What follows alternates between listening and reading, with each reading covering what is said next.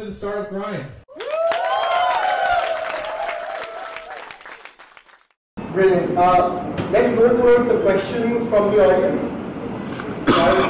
Yeah, I think Subhad has done a very good job by asking very, very good questions. I think we have a very good idea what you guys have done and what you guys are doing and what you guys are planning right now. But if you look at Rocket, what they have done is they created a clone and they then screwed it up. But if we have to look at Pakistan's market as in terms of security and the law and order and the political instability, and we have seen that for past many years in Pakistan. So something being created in Pakistan, and I can sell it to people who have to Why do you think Telenor is invested in Pakistan?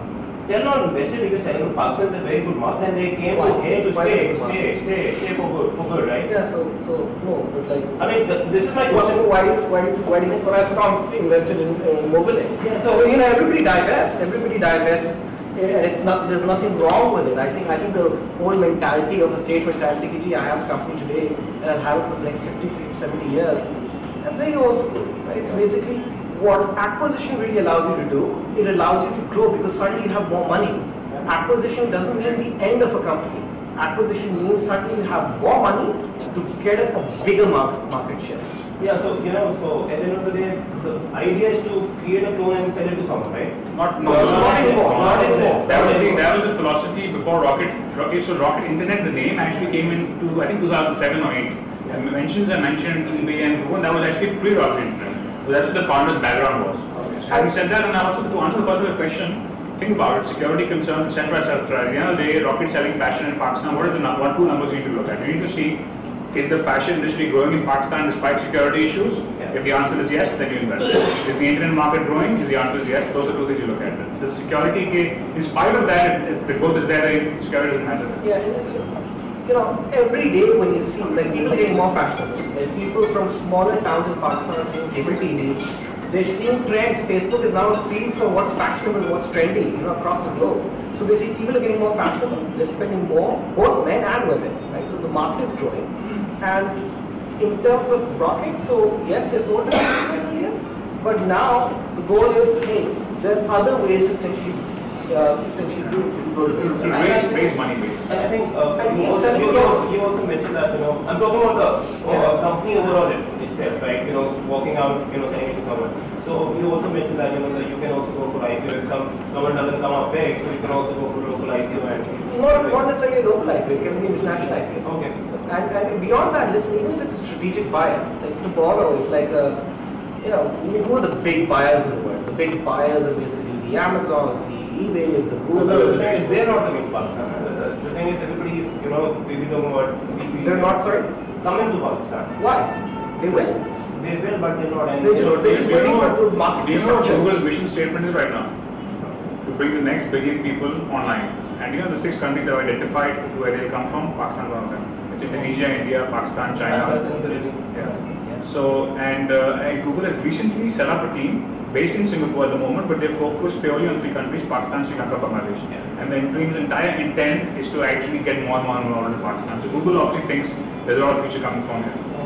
Alibaba and Jingdong, right? They're huge, and they're basically trying to acquire, users in the entire region. One more thing I want to ask that, right now the model is cash delivery.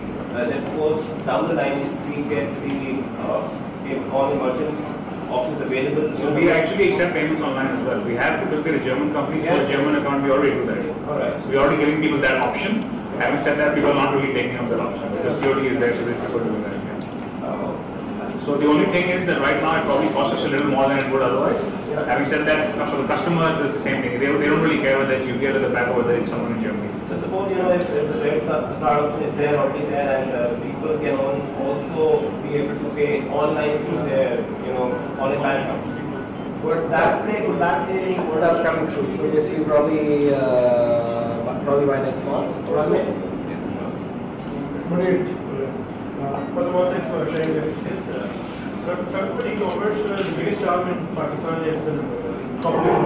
But what about the quality, the purchasing power? Because as far as I see, majority of population is not brand conscious. They go for the market and buy jeans of 300 rupees. So Yeah, but it's still annually it's a 6 to 7 billion euro market. So yeah, it's people don't have the spending power, but there are a lot of people, and they've spent 6 to 7 billion euros.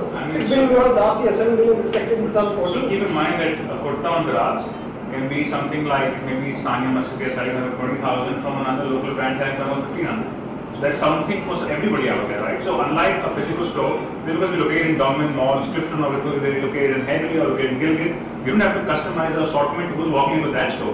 We actually are targeting lots of disjointed sets of populations and all of them are shopping with us. Some people are buying stuff worth 15,000, some are buying worth 1,500 to 500. We have t-shirts starting at 600-700. We have t-shirts selling a Timberland t-shirt for 10,000 rupees also. People are buying both. Right? So that's what we... What about the inflation? Like 15% inflation, like your profit is like 15% more. Is it a challenge for you? If prices don't stay consistent, I think year on year prices and not change. Just keep in mind that most of the brands we're selling, like we sell exactly the same price they sell at, as their prices go up so to ours. Typically, our margin, etc., all in percentages. So, fashion retail market size is 7 billion euros.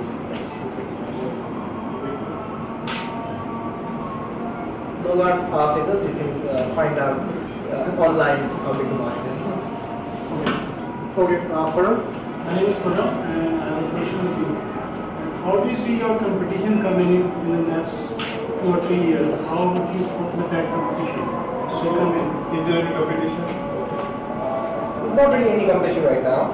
I think There's a lot of we're generally encouraged basically when people basically are selling online, because a lot of what we do on our website, we see it on another website, like maybe in a month or two, the same style, cutting off the heads. And, so yeah, I think as far as it's a big market.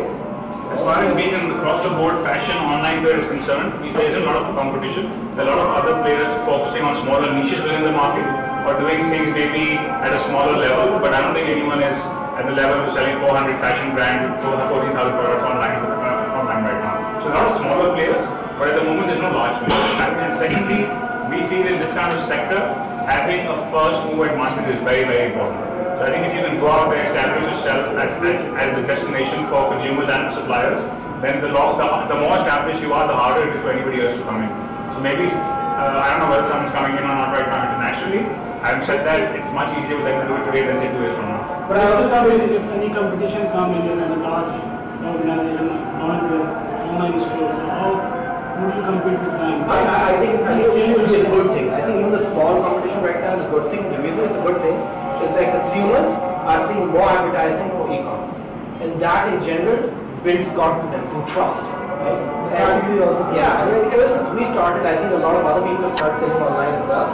And we've only seen our numbers increase, and that's because I think the general market as a whole is becoming more trusting of e-commerce. I think a couple of years ago, somebody saw an ad on the side of Facebook, they thought to buy the session, they couldn't even click on it. Now people realize it's an actual advertisement meant to make a purchase or meant to make some money. So that, I think, perception has already changed in the last couple of years. You've seen that happen. And I think in terms of competition, I think, it's like, so initially Pakistan barely had any cinemas, right? So we had a cinema in Karachi called Cineplex.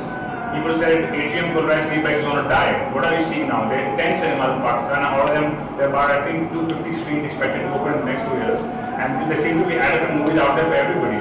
So the market is being created as we speak. So I think e-commerce is going to go a very similar way. There's actually, the pie is growing so fast that there's enough out there for everybody. But I also think, the thing is, we, being the first mover, we have an advantage because we learn mistakes before anybody else has to, right? By the time basically they get to those mistakes, we solve them. But if someone comes with advertising on the TV channel and the radio, so you would also go to the TV channel and the radio.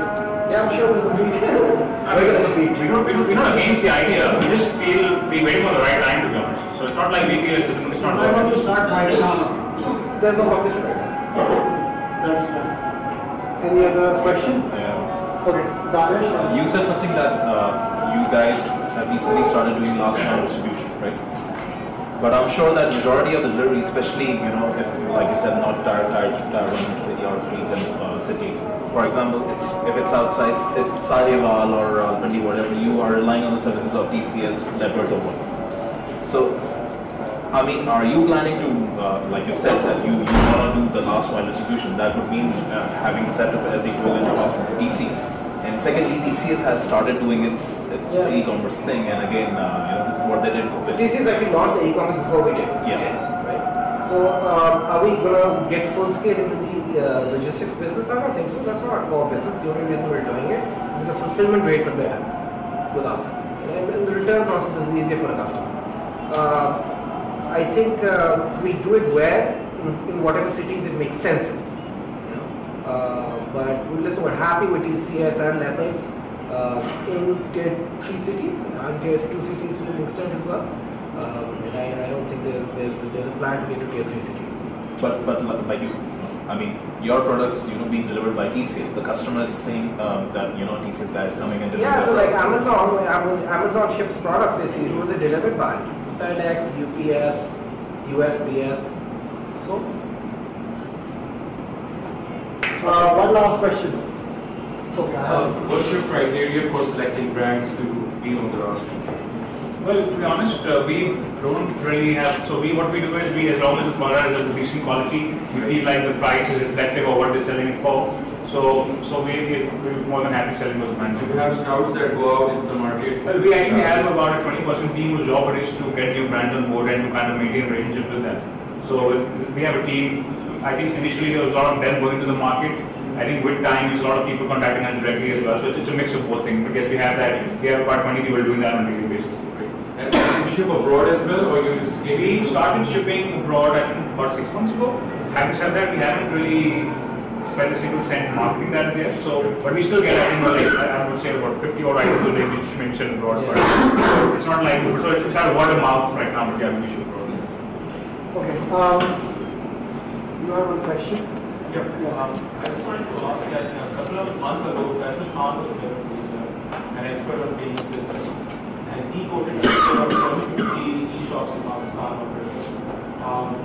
Assuming that number is true, how would you see that number growing in 3 or 4 years? And if that number grows, do you see mergers and acquisitions happening in Pakistan? Is the entrepreneurial ecosystem willing for acquiring company? Would Daraz acquire smaller competition or smaller company commercial form of competition?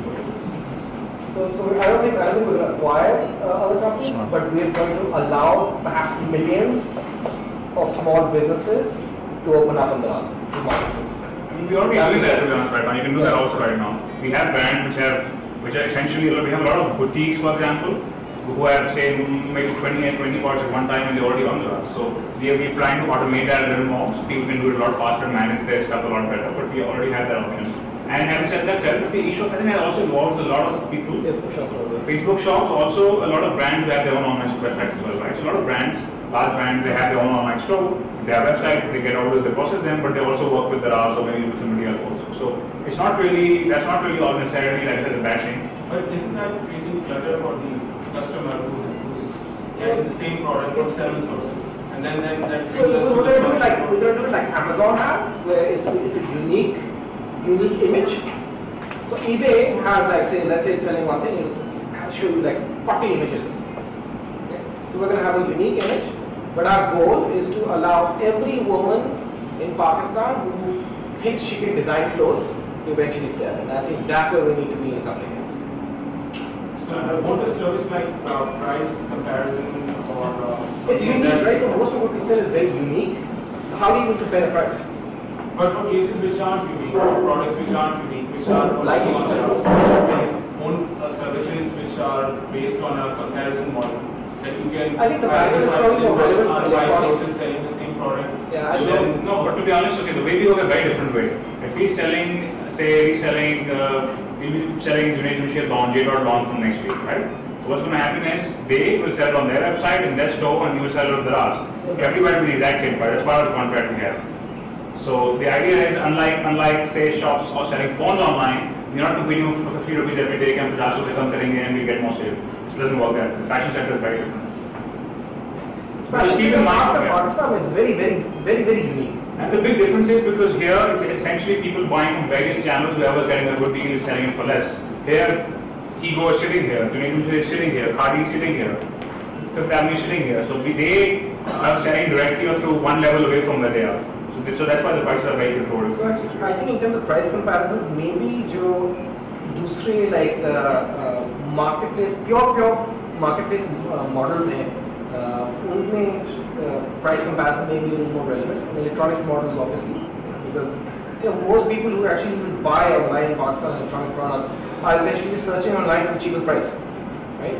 And they basically identify who has the cheapest price and then selling through that.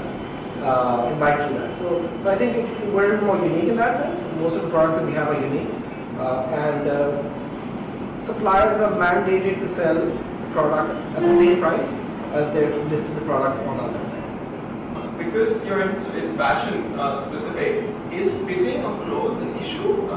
It's the biggest issue we have. So I think when we have a return policy, right? Yeah. So like I mentioned earlier, to make people willing to buy, we give them as much information as possible. We even give the dimension of the models typically wearing it, so that and people know the dimension of the whatever they're buying, so they can know what it would look like. Having said that, the number one reason for whatever returns we do get is sizing. 90%. 90% is all sizing. A lot of people in the past also have thought about fashion e-commerce होना चाहिए, लेकिन fitting का क्या होगा तो technology बनाते हैं ताकि वो फिटिंग आपकी कुछ पता चल सके. There are a bunch of people making that technology globally, not here, and no one is there's no one dominant awesome technology doing that. But you've experienced it not significant enough an issue for you to actually have to invest in technology in very smart ways to. I mean, वो fitting का मसला जब आता है, the return is not significant enough for us to worry about that overall. Right. But also, I think if you think about it, I think a lot of people, especially with the more standardized brands, are aware of the sizes. Women know typically whether they wear a small or a medium. Men know that collar size 15.5 or whatever. So another thing also is when we charge our margin, we build into that margin the cost of returns as well. So like our return rate is actually a lot lower than the return rate for Zappos. And you'd be like, how is if you Google try and identify what Zappos return rate is, you'll see it's very high. So how is it warranted? The margin actually plays into shipping, both outbound and a portion of inbound as well. Okay. Yeah, I was asking, return the customer pays for the return or so find living in some village, so how exactly how you said it, you will pick it up. No, so we'll pick it up in Karachi or Islamabad, but if you're in some village in a smaller part of the country, just drop it off at any TCS center. Right. We'll pay for the shipping.